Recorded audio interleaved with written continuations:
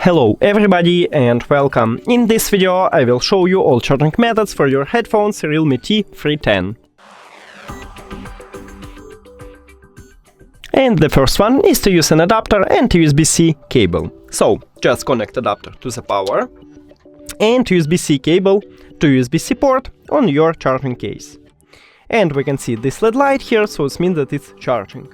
Now, the second one is to use your phone. All you need to have is just a USB-C to USB-C cable, but if your phone do not support USB-C, maybe you should have Lightning to USB-C or even micro USB to USB-C. So just connect the USB-C cable to your phone, and the second one to the charging case. And we can also see this LED light, so it means that it's charging. That's it. Thank you for watching this video. If you found it helpful, please consider subscribing to the channel and leave the like on the video. It's really important to us. See you later.